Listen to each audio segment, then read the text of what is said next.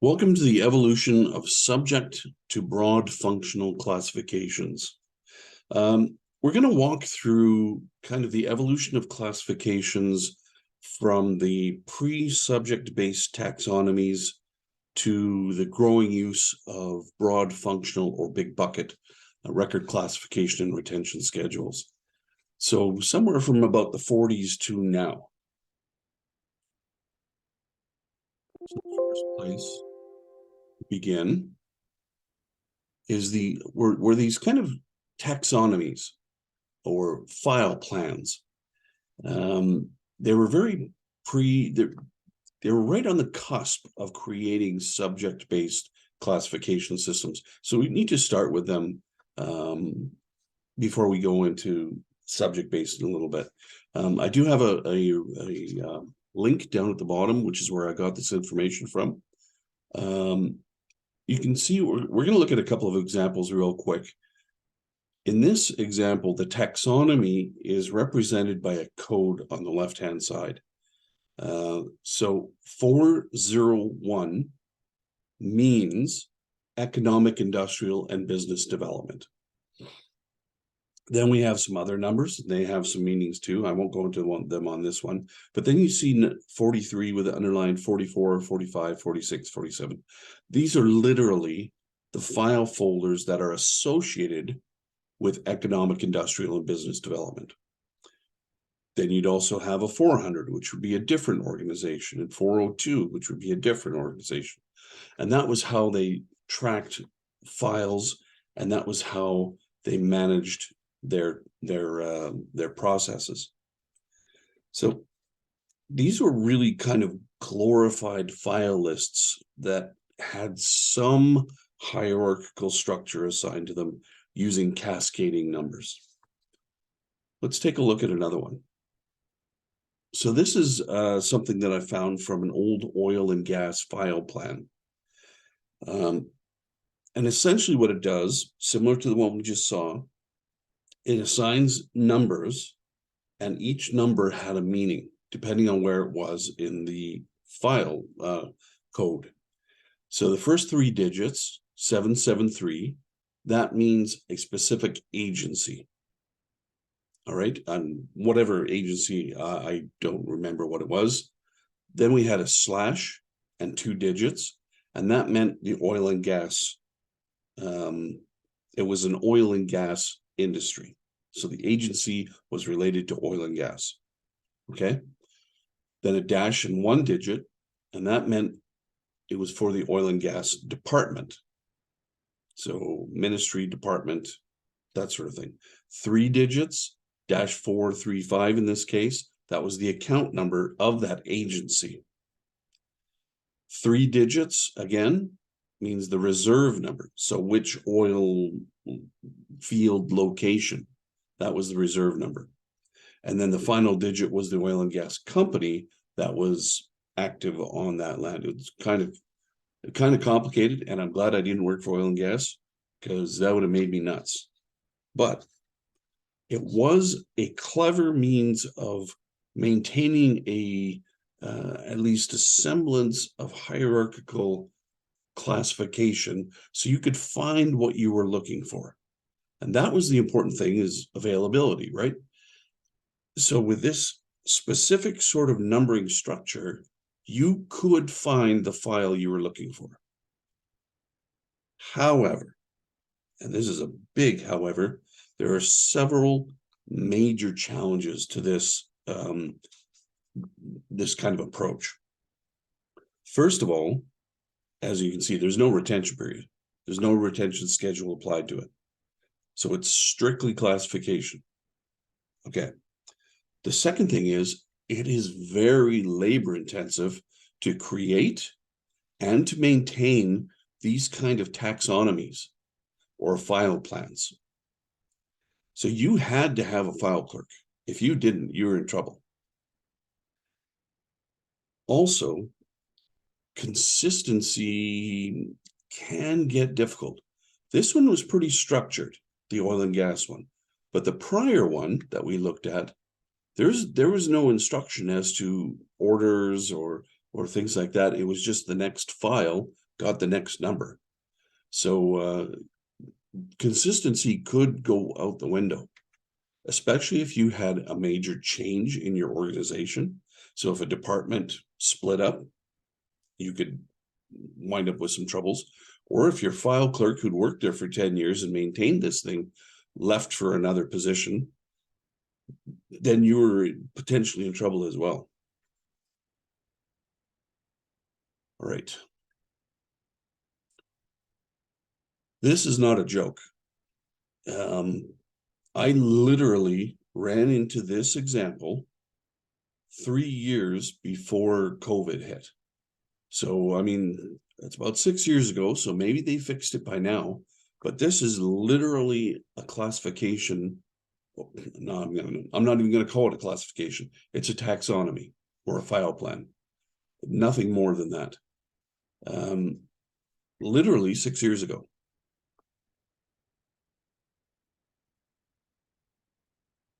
All right. So what does this have to do with subject?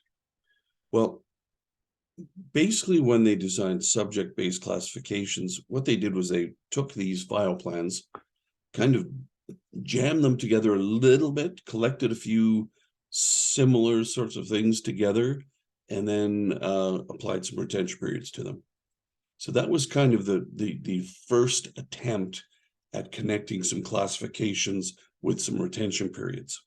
And it wasn't great, but it was a start. All right. So I've tried over the years to explain the difference between subject-based and function-based classification systems. And I have found that the best way to do it is for me to tell a story. I'm serious. I'm going to tell you a story. All right. I began designing classification systems for the BC government in the late 90s. And one of my projects in the very early 2000s, I was working with the Ministry of Environment and started interviewing staff and doing research in the wildlife management department. They have a lot of biologists in the wildlife management department, quite rightly so. And that's where I encountered a file, the barn owl file.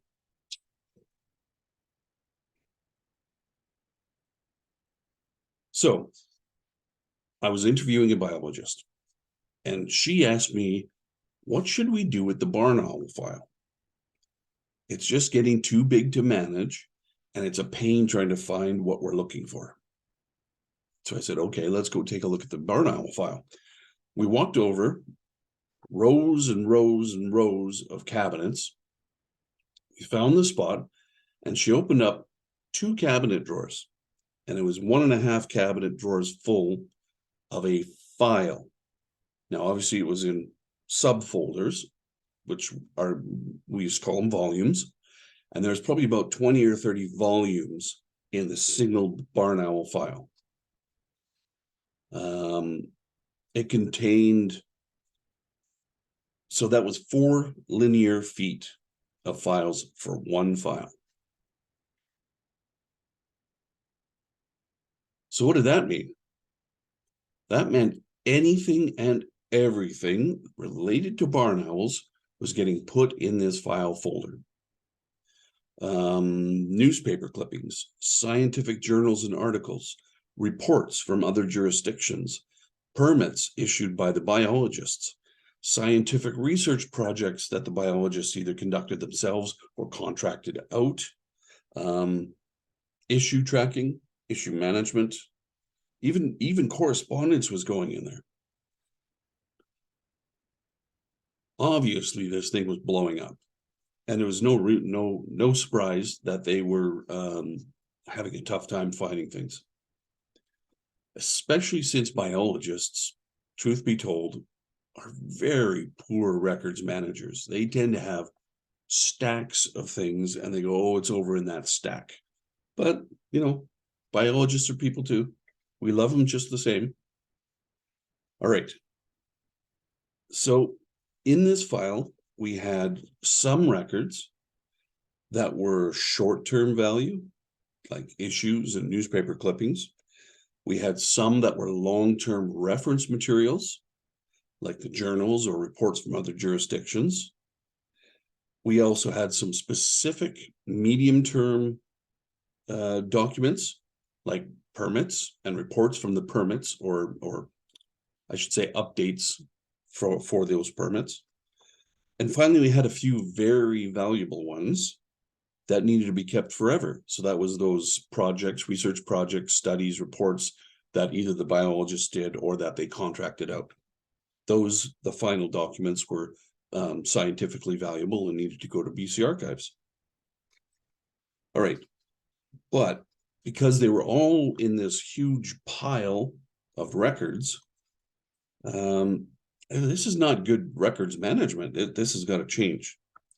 There was no way we could apply a single retention period to this entire file. It was too diverse. Now, I did a little scratching in the back, and I found out that there was actually a code applied to this file, a classification, but it was essentially a classification that was just a place for people to dump files that they didn't know what to do with.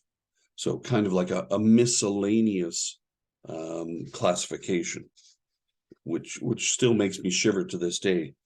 And it had a retention period of, stick with me here, SO nil SR. There were no explanations of what SO meant or what SR stood for. Basically, ultimately, what was meant by that SO nil SR is that it was up to staff to decide when things were done, when the record was finished, they didn't need it anymore, and it was up to them to decide whether it should go to BC Archives or not. So it was strictly a situation where the designer gave up and said, I don't know how to handle this, and we'll throw it back on the staff for them to deal with.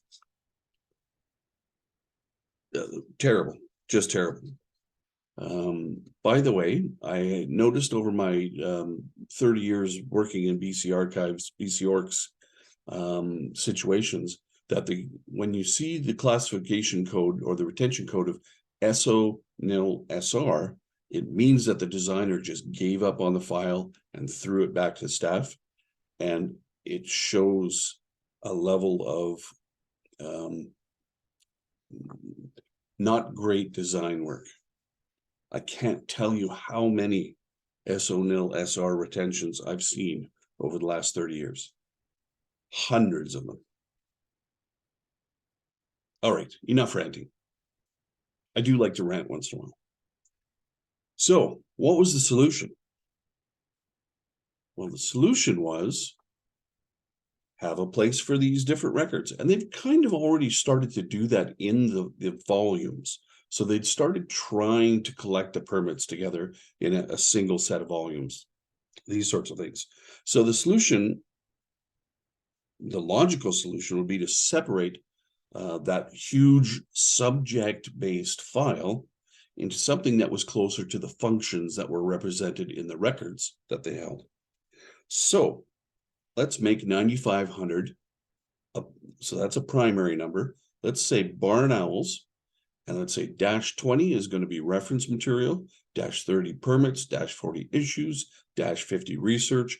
And now we can assign an actual retention period to these different types of records so that we can get rid of the reference material when we need to. We can get rid of issues quicker. We can hang on to permits for like 7 years, and we can keep the research for a very long time because it's very valuable. All right. So nice and neat, right?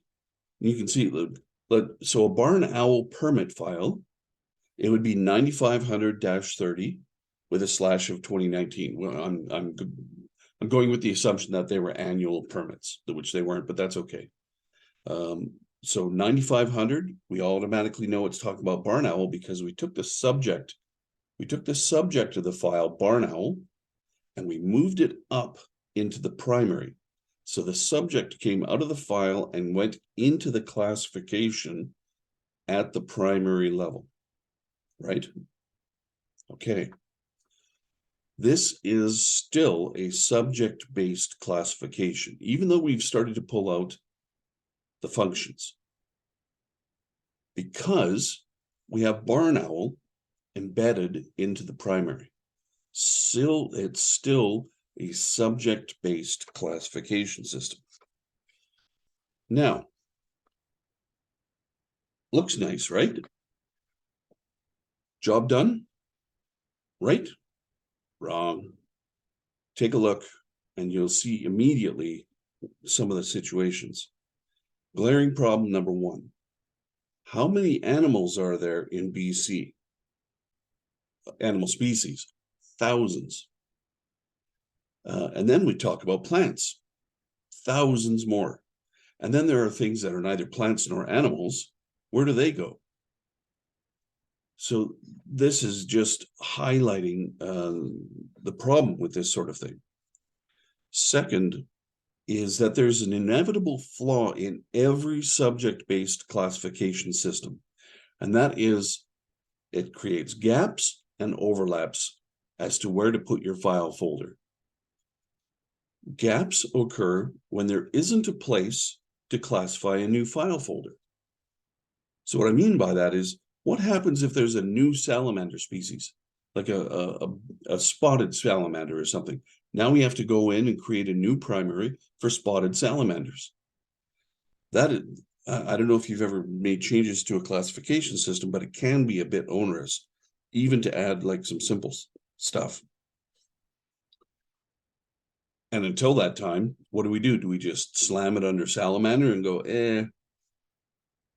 All right. So that's a gap. An overlap is where you have, for example, a report that covers multiple areas for filing. There are numerous examples in wildlife management where a research project applies to multiple species. For example, a raptor and prey study might have a half a dozen raptors and a dozen prey species being studied. So where would you file such a thing? Would you make 18 copies and file it in 18 different places? That is not great records management. So the next step was to go to, sorry, I skipped a slide, so I'll just show this slide. This is the slide with too many primaries and the gaps and overlaps. There we go. Duty done. Moving on. So if we wanted to help things along, the next logical step would be collect similar species into a single primary, right? So under raptors, let's say 9500 is not now just for barn owls, it's for raptors. All right. This is an advancement. You can see that the permit file that we were talking about before, because we've lost the term barn owl from the specific primary, we now have to include it in the name of the file, which is fine. So we have 9500-30 barn owl 2019. No problem. Easy. All right. So this did help. This did help a bit. So it dramatically reduced the number of primaries. So it really did solve that issue reasonably well.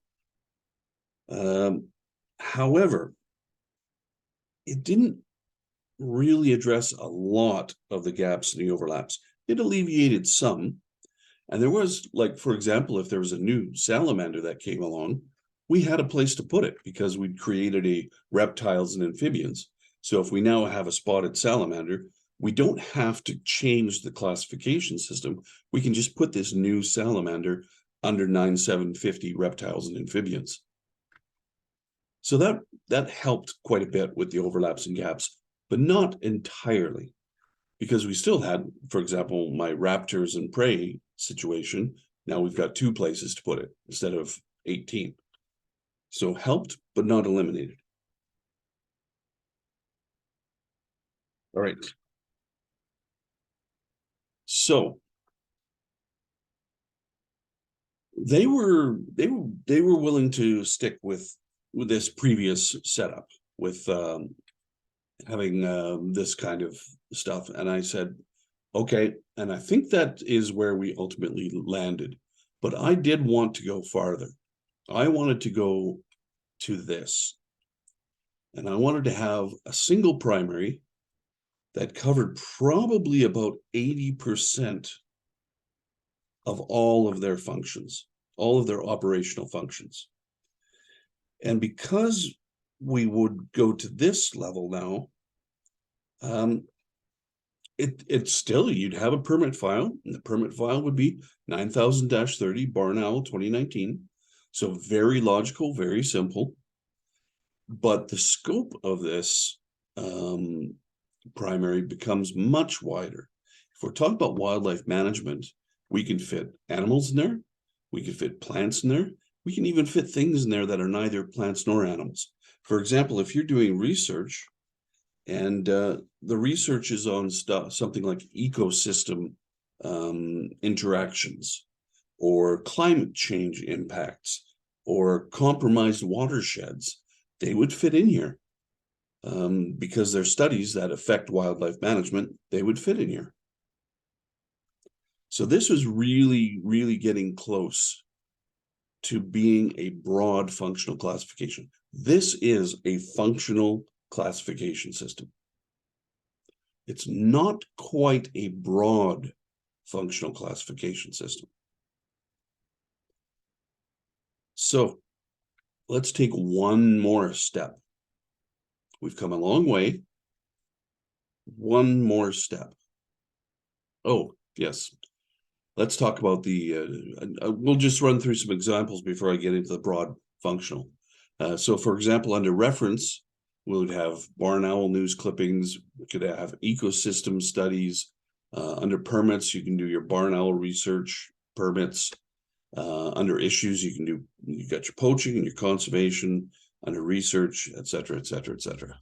All right, examples done. So let's move on to the concept of big bucket, and I don't like that term, but it's out there. I prefer broad functional classification. So what did we do? Each time we took things up one more level, and we let the subject stay at the file folder level. So subject belongs in the file folder level.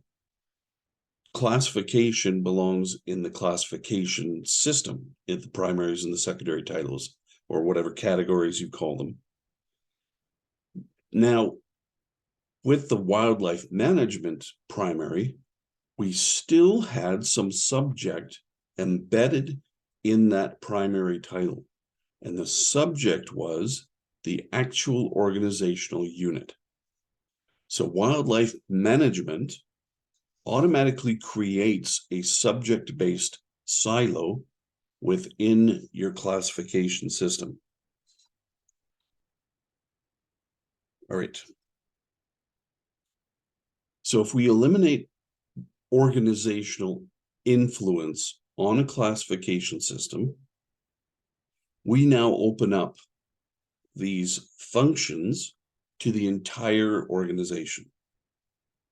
Okay, so if we look at permits, we're no longer talking about permits specifically for like a research permit or a hunting permit or anything like that. We've got research permits, we've got parking permits, we've got firewood permits, construction permits, hunting permits, driver's licenses, permission to have a fire, a backwoods fire, all these things. Tons of permits. Okay?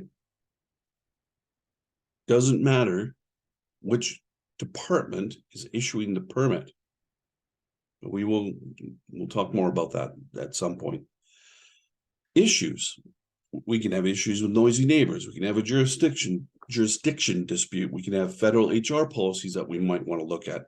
We have server interruptions over in the ID department. We have deer coming over my fence, eating my gardens as an issue. Planning, we've got strategic planning, we've got budget planning, communications planning, parks and recreation planning, et cetera, et cetera. Almost every department has some level of planning. Agreements and contracts. You would not believe how many types, specific types of agreements and contracts there are. Collective bargaining, information sharing, construction treaty, credit card applications are an agreement. Grants to and from are agreements. Utility accounts, non-disclosure agreements, even donations from estates may have contingencies written into the donation. And that contingency, if you accept that money from an estate, that is now an agreement, an estate agreement for this use of this donation money. Enormous. But the important thing is that I, as a records manager, I don't care what type of plan it is, usually. All I want to know is, can I find it? Is it going to be retained properly? And is it going to be disposed of properly? And then security and protection, integrity, all that sort of stuff. I personally don't care if it's a strategic plan or a communications plan or a disaster recovery plan, as long as my records management requirements are met. That is why a classification system really shouldn't have to bother having silos for each department. So if you're seeing something like this, which is very, very clearly sliced into departments, this means you have a subject-based classification system built into it. And this particular one, if I use the example of plan development or planning, there is literally about 30 secondaries scattered throughout this entire thing. Well, maybe 25 for planning. And there's no need for it. They have the almost exact same retention periods, and there's no need to have all these planning secondaries.